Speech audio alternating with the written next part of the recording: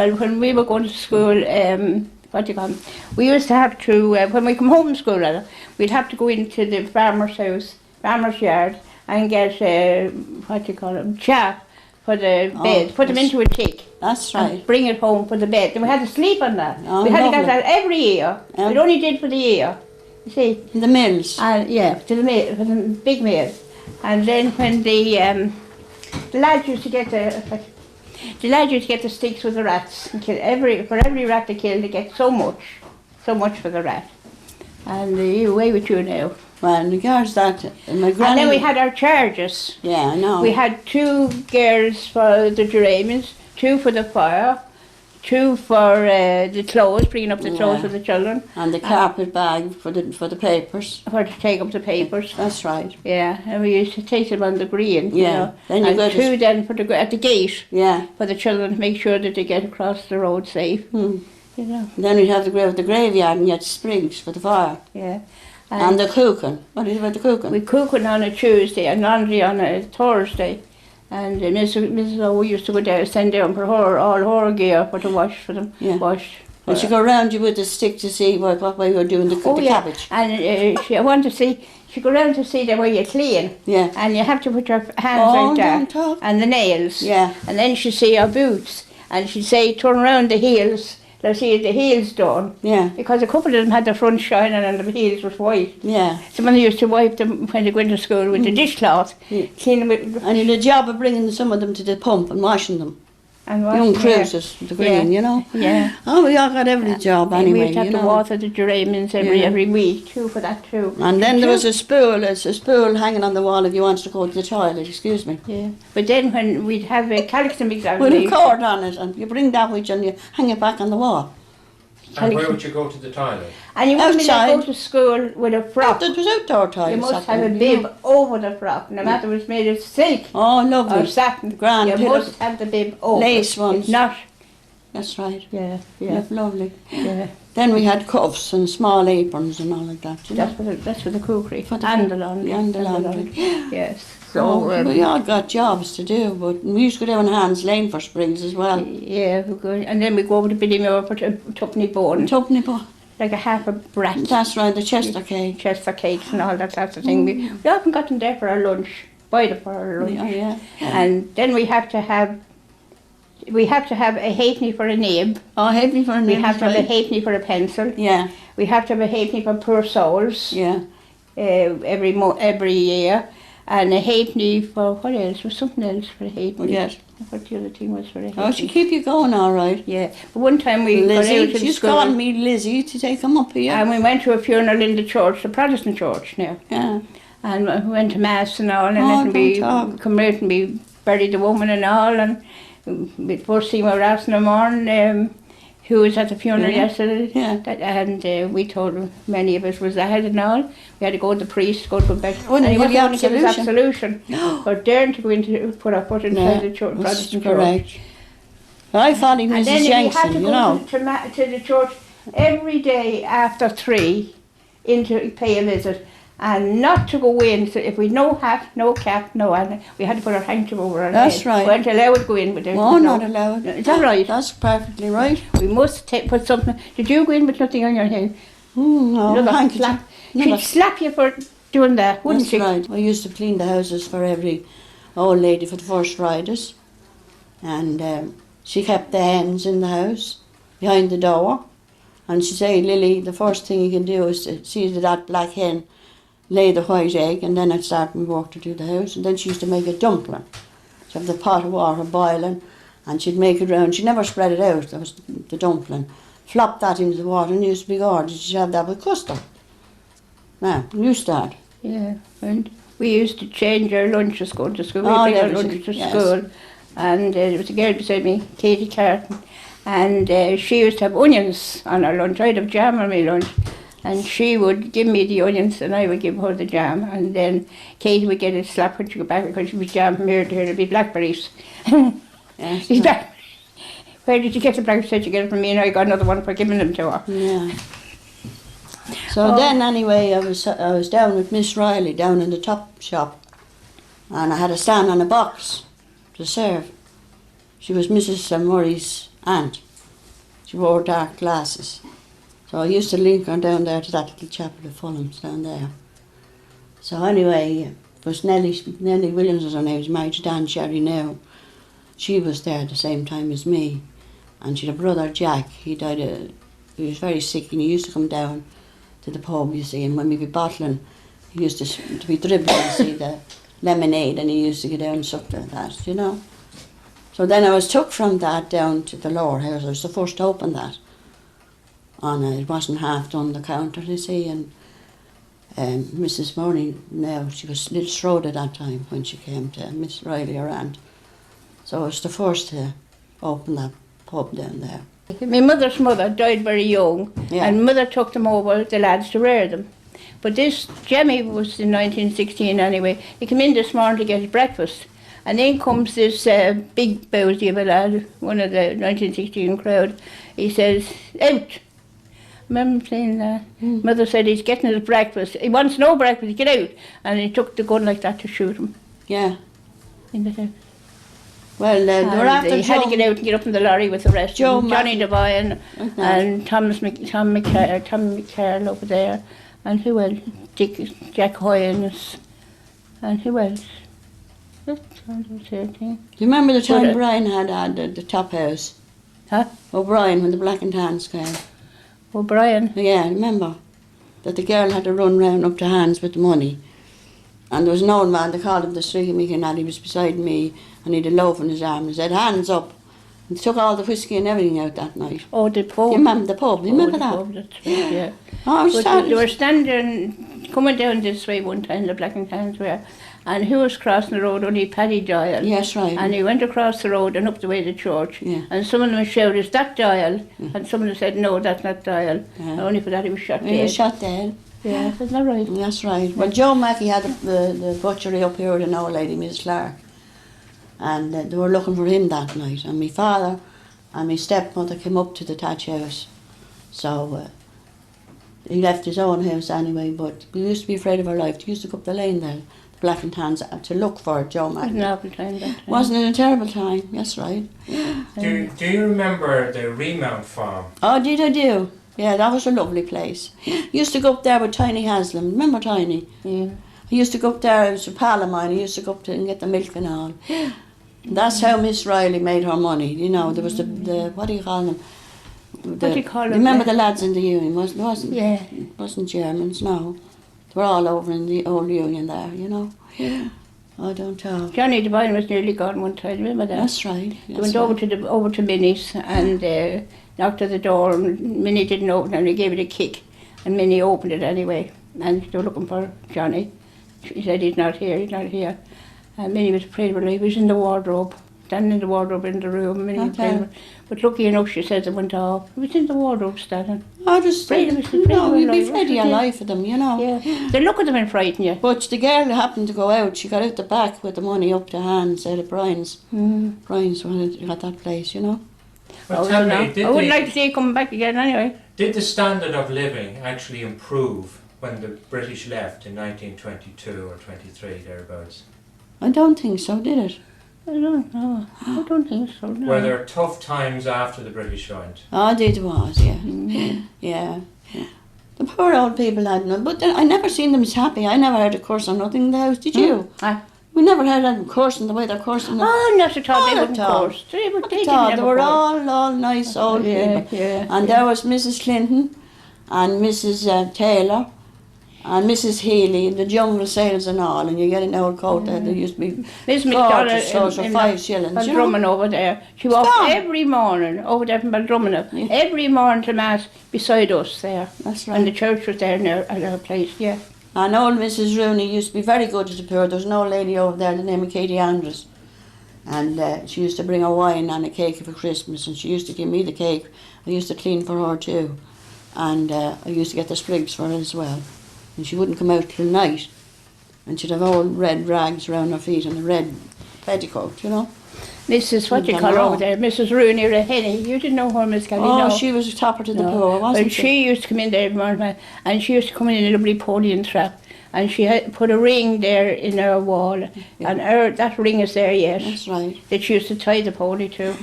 So yeah, then the when ring you, is there yet. that's right. Jemmy was christened down there. Yeah. There was a post was christened down there while they were building that one. She'd always, Mrs. Hughes, And you used to have to lady. go to Calixum after 10 Mass. That's right. After 10 Mass every Sunday down there. But you remember the actual church being rebuilt? Oh yes, I do. Yeah, that's the old church there, over there. Yeah. On the wall, That's- that's the that- actual old church. That was the old church before that one was built. Yeah. So they all got, my uncle got pieces of the tiles and all. Johnny Bentley out there made lovely hearts, they were all colours and all. And when you went inside that, the old church, it was a long hall, and the big cement, there was one of them out the side door of the chapel for blessing yourself. You know, Father Fitzgibbons asked me about that, you know.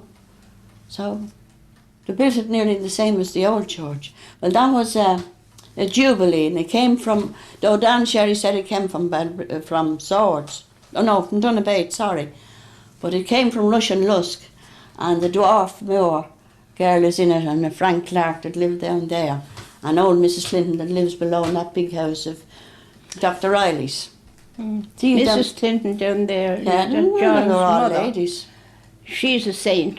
Yeah, She was, many years was she dead when John died. that's right. And they opened the grave. Paddy was on the opening. He was opening Clinton's at the time. And they opened the grave. And the coffin was, that she was in it the same as The day she was, she went in it the day she went into it. that's right. Had to cover it up again. Yeah. She always said Mrs. Clinton was a saint. That's right, yeah. Now, there wasn't a thing wrong with her. Not a thing, no. But Lusk was a grand place, you know, I don't know. They were all homely people. Yeah. They had nothing, there's the truth. I was about 27 when I got married, and work was very, very scarce. And my husband worked for a farmer, and that was from 8 in the morning till 8 or 9 at night for the 7 days of the week, because he'd to milk and look after stall beds and look after sheep and lambs. And he had £1 a week. And out of the pound, we paid 3 shillings for rent, and 3 shillings for milk, and 3 shillings for coal. And that left us with 11 shillings. And my husband, Lord have mercy on him, he used to cut the children's hair, and he charged them sixpence. And he used to save up them sixpences. And then when he had the prize, maybe one of them would want a shirt or a jersey or something, and he'd save up his hair money and get that. And he used to smoke himself, so he had to give it up. He couldn't afford it. And then it came to a state, I had an uncle, and I had a small farm. And when he brought the wheat in and got the ground, the wheat meal, he gave me a pillow cup of wheat meal, and I baked all the bread, and we had hens and chickens, which we had plenty of eggs. But a time came when the children came, and I couldn't manage, and I'd have to do without something like butter or something that I really wanted. And I made a novena to St. Joseph, and before the novena was finished, when my husband came home, there was a £0.50 rolled up in the pound. And he said, we'll say nothing about this now until we see what happens next week. So through the novena then, I got comfortable on the £0.50. And you said your mother was very good to you. Oh, my mother was very, very good to us, very good to us. And when Noel was being confirmed, Tommy then, after a while, he got a job out with Sweepens, and he went to work on, Willie got it for him, and he went to work on in Lamb's fruit farm that makes the fruit peel jam. And then it came that Noel was going to be confirmed, the eldest boy. I had 3 sons, Noel and Liam and Thomas, and 1 daughter, Mary. And Thomas, at the present time, is a Redemptorist priest.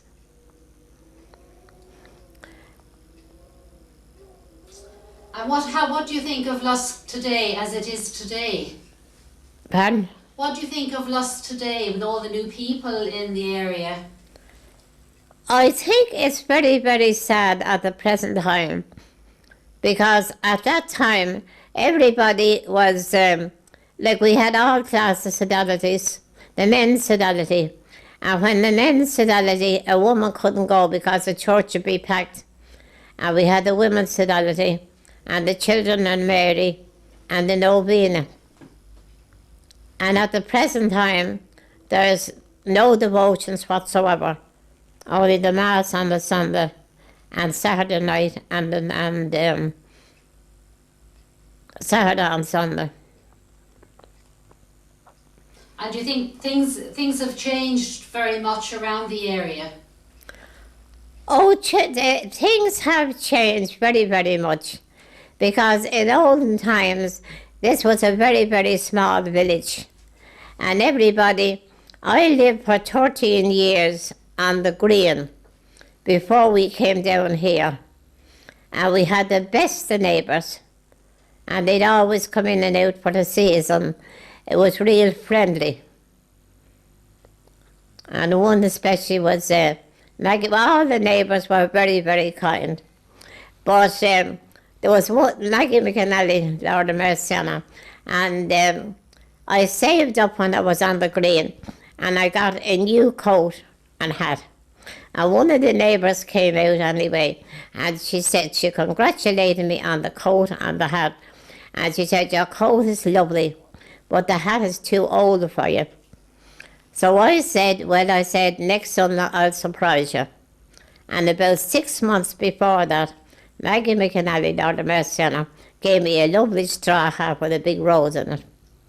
And that night before I went to bed, Maggie called. She was after buying a new rig out, and she hadn't the price of the hat, and she took back my hat. So I had no hat. How did people get on when there was no electricity? And when did the electricity actually come to Lusk? The electricity came, we say, about 50 years ago. Because I remember Shamie McAnally's mother, Pat Kelly, turned it on for us on the green. And Shamie McAnally's grandmother, Lord of Mercy on her, came over. And she sat down and she said, I want to see how many cobwebs there is now when the light is turned on.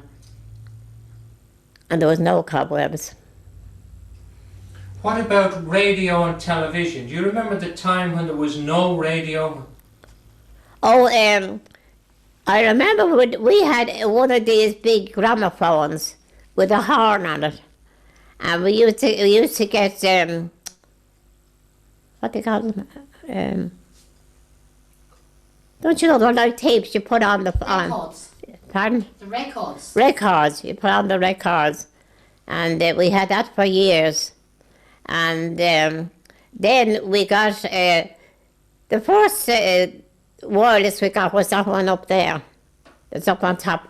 And if somebody, like there was somebody going around and you paid so much a week for them. And then in the finishing up, you bought it out.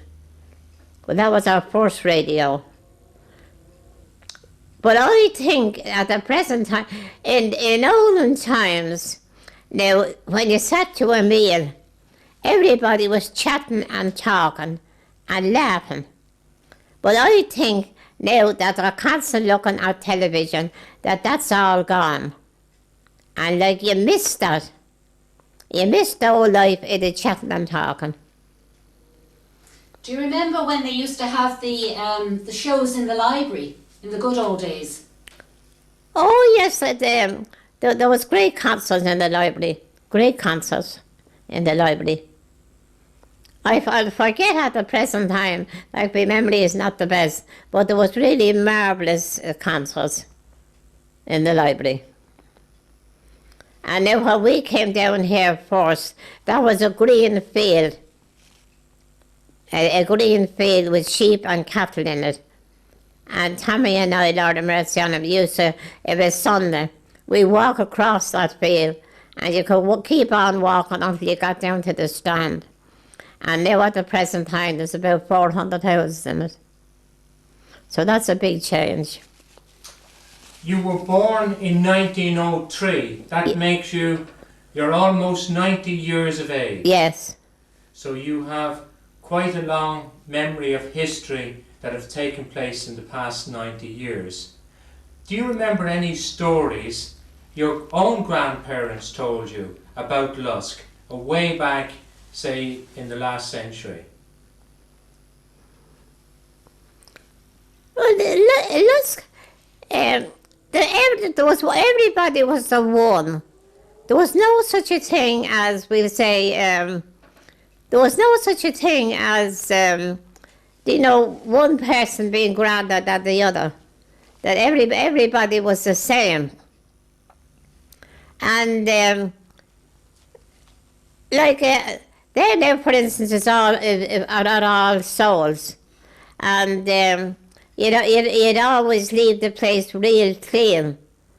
And you'd leave a cup of tea or something on the table, because they always believed that a soul came back.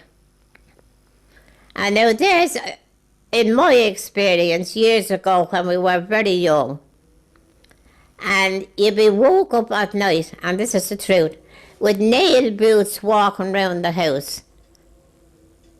And then after a very short time, you'd get word that somebody belonged to you was dead. And that's the truth. What about the story and the legend of the man with the toothache? Oh yes, that seems to be. That's a well, but I don't exactly know where it is. And there was a man, and he was ploughing a field. And a voice said to him, "Don't plough here. This is St. Mavis." And he said, "St. Mavis or St. Mavo, I'll plough this field before I go." And the ground opened and swallowed him up. We were told that anyway. But there is a well in St. Mavis, and Tommy was wild with the toothache, Lord have mercy on him, and he went down and he drank water out of the well. And from that day to the day he died, he never had the toothache. What about when you used to have to go and gather water from the wells? That must have been very difficult. Oh yes, well, we got the water for the tea in Mrs. Jenkinson's over there. But then William Russell, Willie's eldest son, spent all his holidays here. And when he'd be here, and Liam, Mary's husband, he'd be going to work. And he'd always tell him he had a big tar barrel. And we had a bath on it, a thing with 4 wheels on it. And he'd bring that down to the street pump and bring it back, wheel it back, and fill the barrel with the water. Oh, that was shocking. We didn't know ourselves when we got in the water. Do you remember Thomas Ashe? Oh, yes, I remember Thomas Ashe. He was a school teacher over in Carduff. He was a very nice man. Very nice man. Did you know Thomas Ashe yourself? I just knew him to see, like going to Mass and that, but I didn't know him to talk to. What happened to him? He died in prison, I think. He was in prison anyway, and I think he died in prison.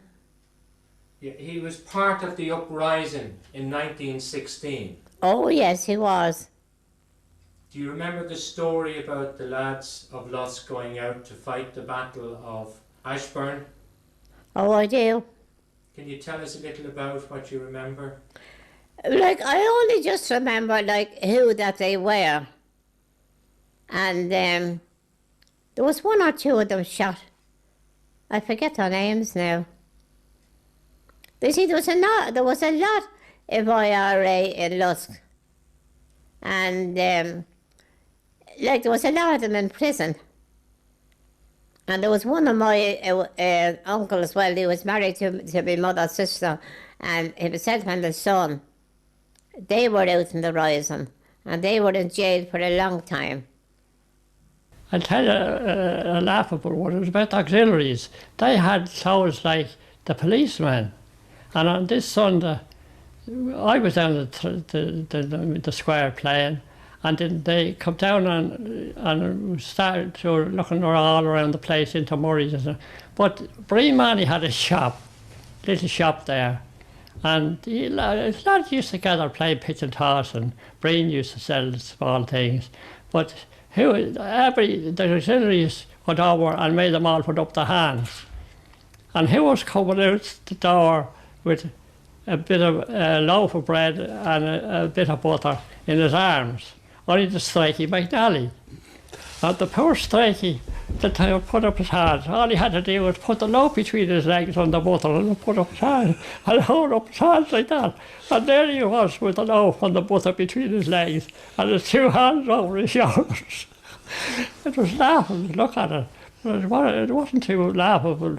Another man that thought he had a big pipe, big bench-shank pipe, and they thought they had something and made a grab for the pocket, and all he took out of his pocket was a big pipe.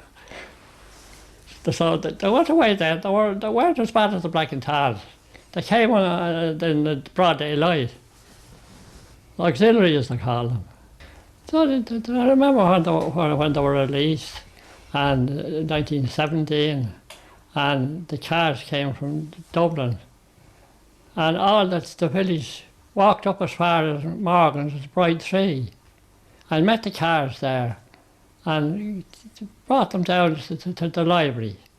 There was tea in the library. I remember I standing up on the side of the car, the place of the car, and speaking to the people on what they went out to fight for. But I remember him again. We were playing over there at the bank in front of John Angers, and we were lying down in the sun, and who come by on the ash, and he must have, Jerry Murtagh must have got to school on him, but he shouted over, "Hello, Jerry," to Jerry Murtagh. And I remember that's the last I seen him. He was arrested shortly after that. And do you know who it's amazing, I'll tell you who I saw too. And it was for years and years after that I saw him. We were down playing down the town, youngsters on Clinton Scrabble. And John Rooney came over the road with a tall man. And he had a dark beard. And he came round our way, probably going over to Sickertoft Ash. But years after, I was speaking to John Rooney shortly before he died, and I brought up that question to him about who was the dark man. He says, that was Roger Casement, the Gaelic class here in the 1900s. And they started to learn Irish and learn dancing, you see. And there was a big crowd, according to the photograph, there was a large crowd. But anyway, they used to go to the fascists then in Dublin, you see. And they saw the game of hurling. And they decided that they'd start the hurling in Lusk. And that was in 1906. And then there came a band from Keady Armagh down, according to John Rooney, used to go to the fascists and down here at the Airlock here. And it was a lovely pipers band. And then they said they'd have a try at learning how to play the pipes. And chanters were bought, and they started to practice how to play the pipes. And at the same time, Thomas Ashe bought the pipes off Paddy White. He was a noted runner at the time. And Ashe started to learn the pipes. And they decided that they'd have a go at a band. And that was the first start of the band in 1910 or 1909 or 10. And that was they had a collection and bought a few pipes, and that was the start of the band in Lusk.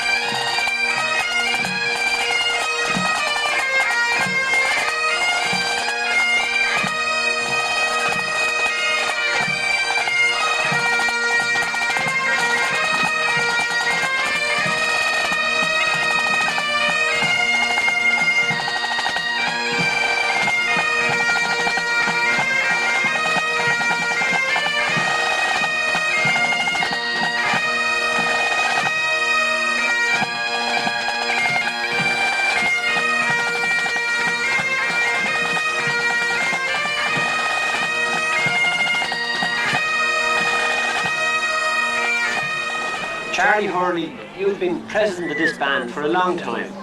That is correct. For the last 20 years, I'd say, I was very closely connected with the present pipe band here in Lusk. Going back some years, a lot of years, to the very original Black Raven band founded by Tom Ash in the 1910 era. Thomas Ash was principal teacher in Carduff National School from 1908 until 1916. Outside of the school, he was deeply involved in the Gaelic revival of the period, and he immersed himself in the sport, the music and the culture of the area. As well as that, he was also involved in drilling the 5th Fingal Battalion of the Dublin Brigade of the IRA, and in 1916 he led them in the Battle of Ashbourne. From there, that band carried on until the 1920s, when during the Tan Trouble, Black and Tans may not be well known to the younger group, the band was disbanded by not being able to come together and being involved in the volunteer movement.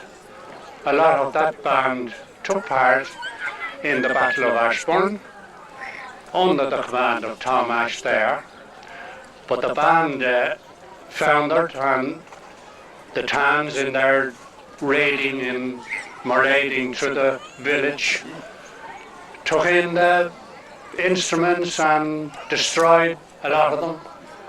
And it was rumoured at one time that that flag, given to them by Francis Joseph Biggar from Belfast, was located in the Tower of London. We have no proof that this ever happened, but legend goes that it did happen. For years then, the band lay dormant until 1928, when our young group then, we were in our 20s, maybe younger, reorganised the band under the direction of the father, we call him, Macho McCann, who brought us together, put a band together, gathered funds, and turned it into what you now see today, a premier band here in Ireland, the present Black Raven in the 1990s. So you can visualise from the 30s, 40s, 50s, 60s, 70s, 80s, 90s. It is a great record for a pipe band. I'm 96 years of age, and I left Ireland in 1929, and I'm back home now to see again Ireland and all my friends and relations, and it was lovely to come to this pub and have a drink this evening before I go back again to America. I lived in the country. My father was sergeant in the old Irish Constabulary, and we kept all the boys that was on the run. My sister's husband, he was in it. He was in the run. He was on the run. On the run? Yeah, that's right. And we went out this evening, my sister and I and my brother and him.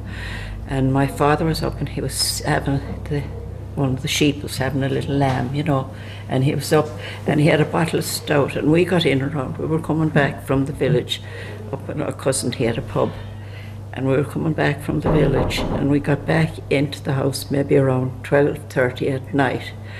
And of course you know how the old homes are in the country.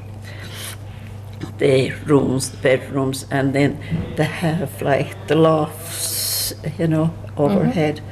And we had one, and sometimes you see when you wouldn't want things, you'd put them up in the loft and thing. And then there was a catch on this door, like this knob, and there was a catch on it. And this night my mother was sick and she was in bed.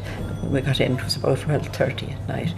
But one of the main one that was the head of the, the crowd, the IRA crowd, he got drunk in one of my cousin's pubs in the village. and we put him over in another place that she kept the boys that were on the run. And we got home, and my father's daughter said to Meg, will you have it? Would you like a bottle of stout? And he says, I'd love it. And they had the bottle of stout finished, and everybody was gone to bed, and it was 2 o'clock in the morning, and this rapping comes to the door, and the rifles outside the house.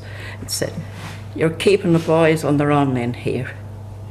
My father opened up the door, you know, the country place and doors, opened up the door and put the revolver up to his neck. I thought, you're keeping the boys on the run. I'm not keeping anybody on the run. They came in and they seen the 2 glasses on the table, you know. So I said, well, you had more than yourself. Well, he says, my son's here and my wife is here, and he says, all my family. So that started it, and they ransacked the whole place, and they left anyway. And before they left, they took my bicycle, my sister's bicycle, took the horse and cart, you know, the cart, turned it upside down and smashed everything like that. And then the whole crowd of them left. It was dreadful. That's how it was during the days of the Black and Tans when they came here. It was a terrible time. Oh, it was dreadful. And my father's, my cousin, he was only a young boy, about 14 years of age, and his mother died, and he came to live with my father and the rest of us. So he was asleep, and they started poking him with the rifles. Yeah. For God's sake. Yeah. It was dreadful. They caught nobody. No. They caught very few. They didn't. Granted that. They would have if he'd come back, but he went up and he sat on the thing, and they poked it with the rifles all the way around, and he's sitting on it so they couldn't get it up. Yeah. Oh, So that happened. It was an amazing And that's experience. what happened to the Black and Tan days. Mm. Yeah. Oh, That was bad times. Yeah. I was born in Lusk in 1917, and I have a vivid recollection of the village and the parish for the last 70 years. Lusk is a totally different place now towards that particular area where we had no electric light, no sewage and no water except the village pump. The occupational background of Lusk was mixed farming. There were some very excellent farmers there with an emphasis on beef production. In those days there was a great beef trade with England, and it was not unusual to see thousands of cattle every Thursday at the Dublin market going down the North Circular Road to the boats for England.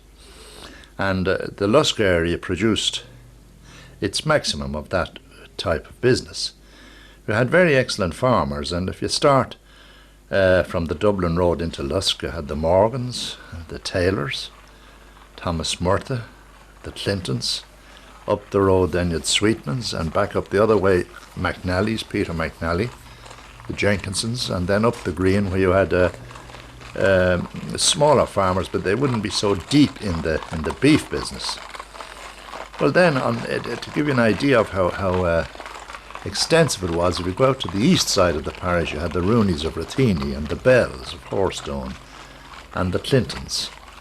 And back to the west side, we had the Maguires and the Hoys, and over towards the Five Roads, you had the Monks's of the Nevitt, the Boylans, the Moores, the Earleys. A lot of people wouldn't remember the Earleys, but that was where Willie Moore farmed, as distinct from Tommy Moore. And if you come up the road then on up towards Balloch, you had the Purfield farm, which is now owned by the Hartfords. Further on you had the Healy's and the McGraths, and on up through Carduff you had the Maxwells and the Arnolds, and further afield the Hone estate, and so on. Now most of these farm places kept certainly one, but 2 or 3 workmen, agricultural workers, permanently, not on a casual basis. And we as young fellows got to know what workmen were attached to what farm. You'd know who they worked for. And it was very thriving, I must say, and there seemed to be a great stir about. I well remember the fun. There was a famous buyer from England just come over around January, after Christmas anyway, January and February, to buy the stall feds. These were the cattle that were fed in the stalls. And a great amount of the agricultural worker farmers was producing food, oats, turnips, hay, etc., to produce these stall feds. And they made a lot of money, 30 and 40 pounds, which was a great lump of money then, in those days. And there would be a real rodeo when this buyer, whose name was Story, I remember it, some of the elders would remember Story, he would come over from England with his aides and he would buy a trainload of cattle. Now these cattle would be let out on the roads, very little cars then, very little traffic, to go to the railway station in Lusk. And as we as young fellows would have great fun banging the cattle and loading them into the wagons, and it seemed to be a great day's work. There could be up to 150 to 100 stall feds, and then the same would happen again in February. Now the smaller men in the parish, they concentrated on rearing the stores, the calves and stores, which subsequently were bought by the fatteners to go into the stalls.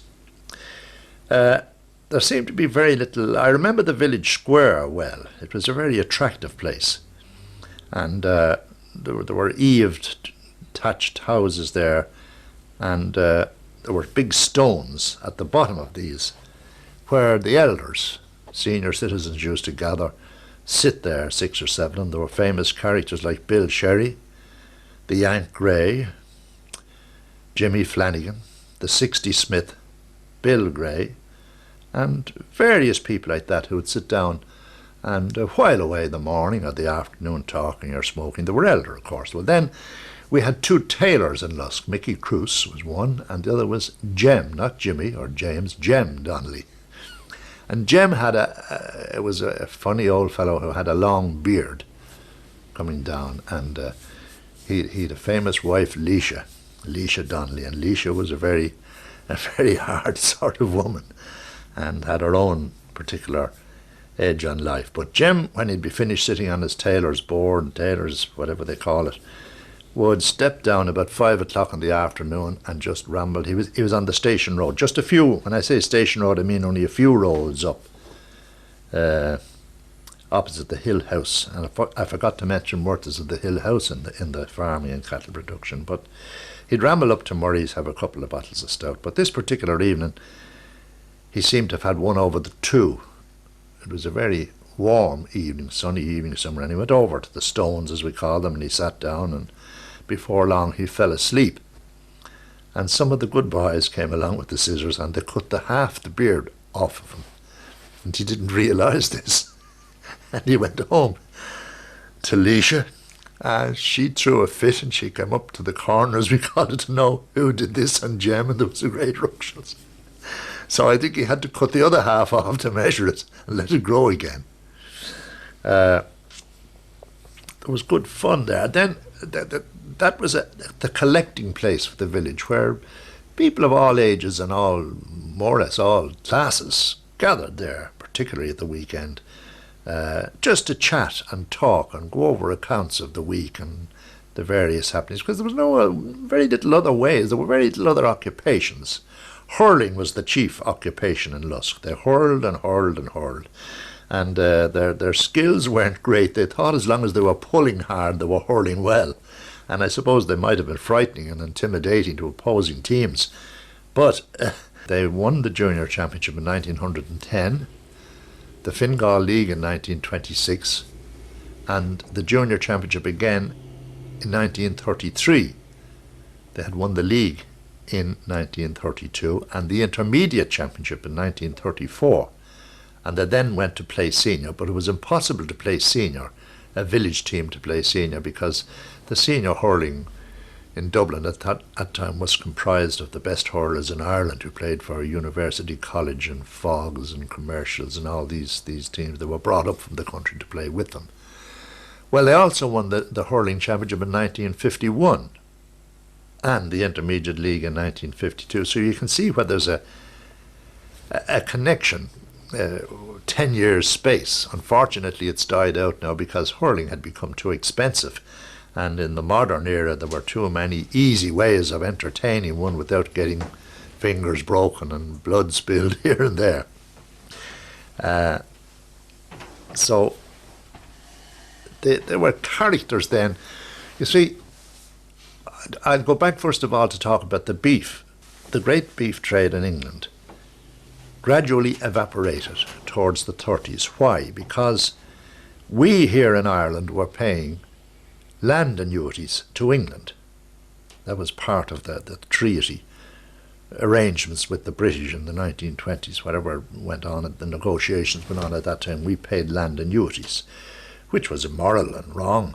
And De Valera decided, when he came to power in 1932, that one of the first acts he did was refuse to pay these annuities. Well, that was all very fine as things went, but the English government then said, oh, very well, thank you very much, but we'll settle that with you. And they put huge impositions of tax on our cattle going into English ports. And the result was that in order to recoup their £15 million, I think it was, per year we paid in land annuities, I'm not quite sure of that, but I think it was about £15 million. The price of cattle dropped from the average of going to England £30 to £40 to £6 and £7. And worse than that, you had to have a license to export so many cattle.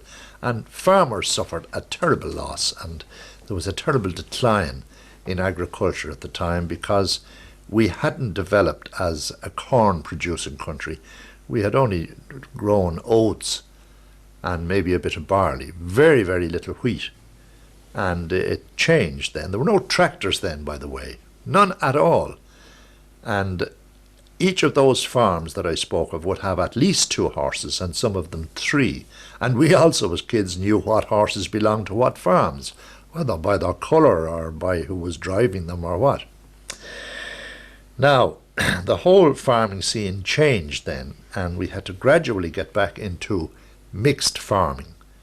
The method of farming then and now bears very little comparison. In the olden days, that's the days I talk about, around the 20s and 30s, farmers had to till the land with horses and had to produce the manure to make the land useful.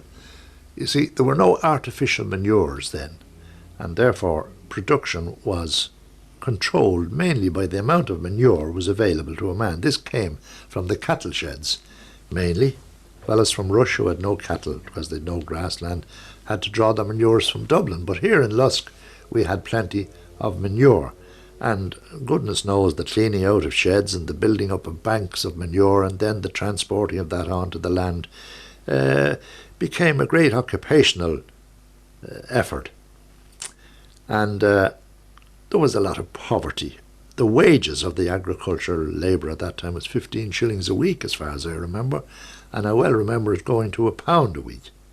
Of course, money was money then, but just the same, I often wondered, no matter how values changed, how a man reared 2, 3, 4 and 5, there were big families, but even 3s and 4s on 15 shillings a week to feed them and to buy clothes. It's unimaginable, it's simply unimaginable. Well, they went out and they tilled this land. It took a long time then, you see, to plough an acre of land. And I suppose the average farmer, and I'm talking about the big farmer, would have 20 acres of land.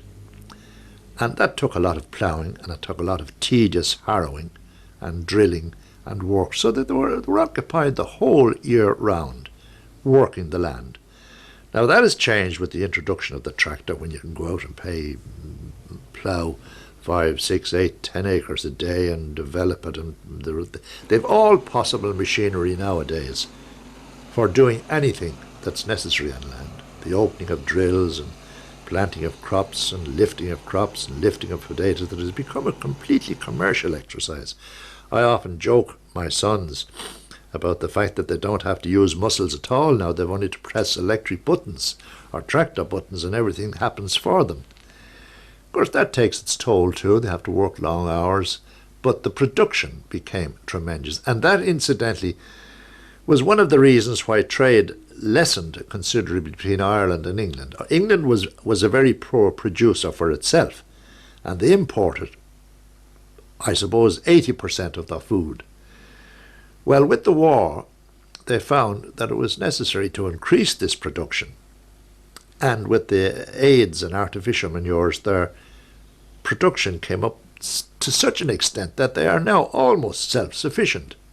A little short in meats and lambs and all that kind of thing, but they have developed tremendously. Even the glasshouse business and all, they're overproduced. England is now selling lambs and cattle on the French market, whereas one time they were total importers. And that, of course, affected the Irish trade. The EEC, I believe, was a blessing as far as Ireland was concerned, because we have outlets now through Europe for our stock, and very, very small amounts of it go to England. What built the farmers in Rush up was the advent of the ton truck. Heretofore they had to go with their horse and carts to the Dublin market and bring home a load of manure, which would take all day, and they weren't able to work any more than 2 or 3 days per week on the farm. Now the ton truck meant that they could run in with their produce at 6 or 7 o'clock in the morning and be back by 8 or 10. And they became very wealthy, and they began to look for land, and some of the poor farmers who weren't doing well in Lusk were very glad to let them their land. Now, another production in the agricultural line was haymaking. Rush, you see, as I say, there were no tractors, but they had numerous horses, and they would come into Lusk at the haymaking period to buy hay. That helped out to a certain degree, and it was profitable. Now, there were some characters knocking round at the time after the First World War. You see, many people... Oh, I should say, first of all, that the background, the employment background for many who didn't find employment on the farms was the Remount Farm at Lusk, which was a British cavalry training school. And a lot of young fellows went in there as grooms or attendants or labourers or that. We, after the treaty, kept on this training school, cavalry training school, for a while, but it gradually closed down, and it's there still, but it's now let out and land given out to people in land. And some of the characters were Hughie Collins. I remember one famous character after the war, the Budget Moore. Now, the Budget he was from Carduff. He had spent 4 years in the trenches, not on the sideline, but in the trenches. And his stories were consistent, and they were a revelation. You couldn't read any book that would describe trench warfare as well as the Budget would describe it, especially when he had a few jars, and that was almost eternally. Some of the stories that the Budget Moore would recount would be almost unbelievable until you had heard them again and again and again, and they never faltered in their storytelling. He described one time they found out in the trench warfare that if you could get back to hospital, you could have great relief. And the surest way to get back to hospital, without being shot, of course, was to get frostbite. So they took off their boots in the old trenches, and they wetted their feet and all the rest of it and held them out to the frost. The Budget wasn't so lucky. He described it one time saying, "Jesus, I think mine got hotter." His feet got hotter, he didn't get back. There was another occasion when he was returning from one of these over-the-top attacks and getting back, and here a shell exploded and killed a German soldier. No. First of all, I should say he picked up this injured German soldier and carried him to the edge of the trench. And he just left him down till he would get into the trench himself and pull him in, when a shell came and blew him up right in front of his eyes. Budget also sustained injuries in the head, and he had a steel plate for which he drew a pension to the end of his days. I remember at one time drawing his pension, it was 16 shillings. And as he came out of the local post office, it fell on the ground, and I helped him to pick it up. And he said, "Yes, I never had so much money in my life." 16 shillings. That was the famous budget. There was an old fellow named Rogers in Carduff who had served in India. And he was an old reprobate going about. But he brought you into the house and showed him pictures of himself in the white uniform out in India. And he was a remarkably different man. Lots of people like that. I often think when you see the crowds in public houses now, you take Balloch, for instance, the public house in Balloch. Well, there'd be nobody there, just a few old fellows who'd come up to drink at night, and maybe a few in the daytime, maybe a few passers. And when you compare that with the crowds that are there now, it's unbelievable. It's hard to imagine. Well, Dan Sherry brought me to school in Lusk. As a young fella, he was the one that brought me. And my fellow school pals at that stage, as in the senior classes, were Paddy Cruce, Kit Russell, Jack Brown, and Mick Seaver. Now, they're the only ones that are alive. And strangely enough, Joe Carton, who's one of the senior citizens of Lusk and can be seen sunning himself nearly every day down in the square, he, for one reason or other, went to Carduff. I'm not sure why. But the first schoolmaster was a Mr. Devine, generally known as Old Tom, and he was a great educationalist, but I'm afraid he got very little cooperation from students. He was getting old and he was contrary, and he was beginning to introduce Irish in a big way as our national language. And we didn't fall for it too easily. Then Larry Dunn came along. Now, Larry had been a schoolmaster in Dublin before he came out to Lusk National School, where he was principal. And his method of teaching was quite revolutionary for us, as we're concerned, because he taught on the basis that naturally they taught in Dublin schools. And this was absolutely new as far as we were concerned. And it took us a long time to fall in with that. But he was very good and exercised a lot of control in a way that old Devine couldn't control. I'm talking about the period now, 1922 and afterwards, when we got our Free State and our own departments, and the Department of Education, and to typify or to develop nationalism, they had to develop a national language, and Irish became a compulsory language. Now, most of us didn't know Irish. It was practiced by old Gaelic classes, much on the same basis as the whole hedge schools in Ireland, and naturally that wasn't enough. The language was there all right, but wasn't generally spoken, and the department then insisted on, in the curriculum, of Irish being a compulsory subject. Now, it was hard, it was difficult, particularly for those of us who had no background and didn't know it, and many is the fellow whose hands were sore after his lessons in Irish. But it picked up, and it has now developed wonderfully well, and there are thousands of Irish native speakers, and all of us, I think, have a little gibberish of Irish with us, and that's good. There were no scholarships that I remember of then, and most fellas, very few fellas as a matter of fact, went to Dublin schools or went on for secondary education. Now almost every lad goes to secondary and third level education, but in those days very few did. And I remember well going to school, secondary school in Dublin, and feeling very lonely and almost frightened until we began to meet the odd fellow who was from North County Dublin, and we developed tremendous rapport which lasted for the rest of our lives.